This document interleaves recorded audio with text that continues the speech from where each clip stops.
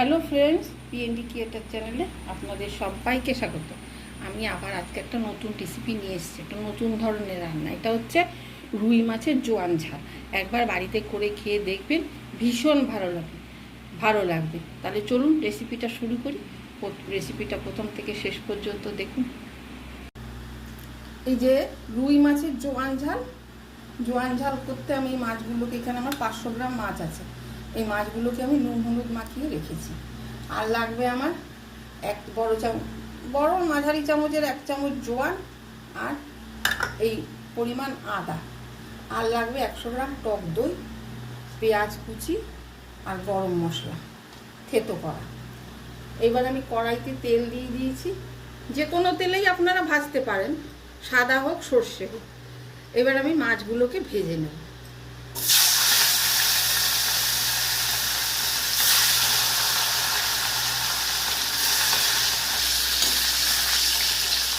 এই রুই মাছের জোয়ান ঝাল একবার করে দেখবেন, ভীষণ ভালো লাগে। এই মাছগুলো ভাজা হতে হতে আমি এই মশলাটাকে বেটে নেব।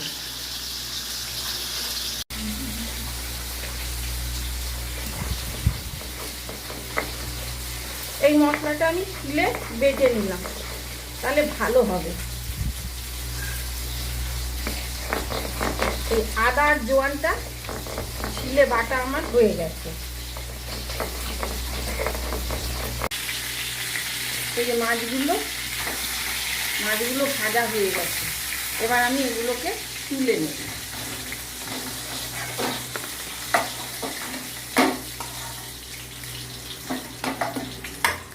এইবার আমি আলাদা রেখে দেবো, এই তেলটার ব্যবহার করব না।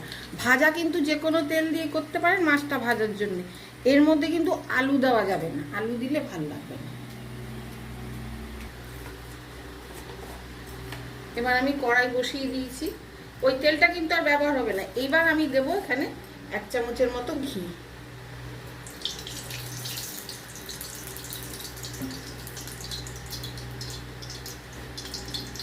এবার ঘিটা একটু গরম হলে এর মধ্যে দেব গরম মশলা, দারচিনি, লবঙ্গ, আর ছোট এলাচ 3টে আমি গুঁড়ো করে রেখেছি। এইটা আমি ফোড়নে দেব।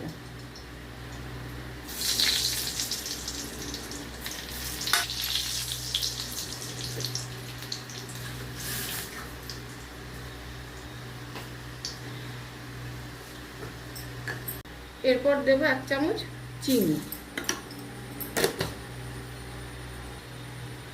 এখানে আমি 1 চামচ চিনি দিয়েছি বলে আপনারা আপনাদের ভাব মতো দেবেন। যে মিষ্টি বেশি হলে খায় না এই বেশি, সেরকম ভাবে দেবেন।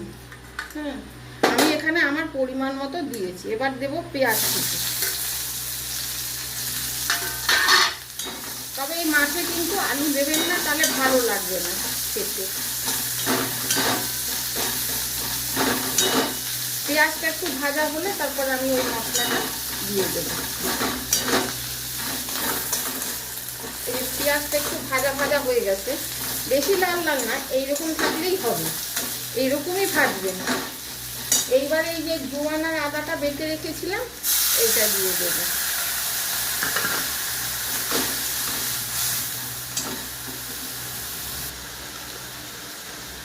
এরপর দেব 1 চামচ লঙ্কার গুঁড়ো।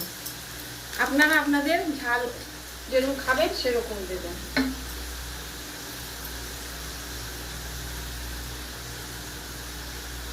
এরপরে দেব পরিমাণ মতো লবণ। এরপর দেব হলুদ দিয়ে এখন এটাকে ভালো করে একটু কষিয়ে নেব। এই যে মশলাটা কষানো হয়ে গেছে, এইবার আমি এখানে এই 100 গ্রাম টক দই ফেটিয়ে রেখেছিলাম সেটা দেবো। এখানে আমার 500 গ্রাম মাছ আছে বলে আমি 100 গ্রাম টক দই দিয়েছি।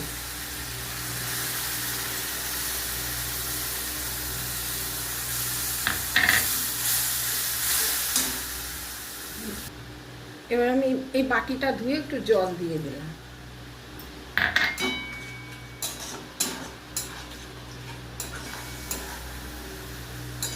এইবার আমি এর মধ্যে দেব পরিমাণ মতো জল। জল কিন্তু বেশি না, থকথকে হবে জিনিসটা। হ্যাঁ, সেই বুঝে জল দেবে, দিয়ে এবার এই মাছগুলো ছেড়ে দেবো। এটা কিন্তু ঝোল হবে না, থকথকে হবে।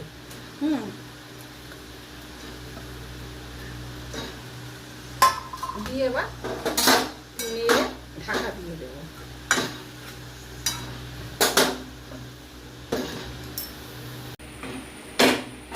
এই যে মাছটা হয়ে গেছে, এইরকম মাখা মাখা হলে তবে নামাবে। আমি এখন মাছটাকে নামিয়ে দেব, আমার মাছটা হয়ে গেছে। এই যে একদম পারফেক্ট রুই মাছের জোয়ান ঝাল। এবার বাড়িতে বানিয়ে খেয়ে দেখবেন, ভীষণ ভালো লাগবে। ভালো লাগলে আমাকে লাইক, শেয়ার, কমেন্ট করে জানাবেন। আর আমার নতুন বন্ধুরা আমার চ্যানেলটিকে সাবস্ক্রাইব করে আমার পাশে থাকবেন।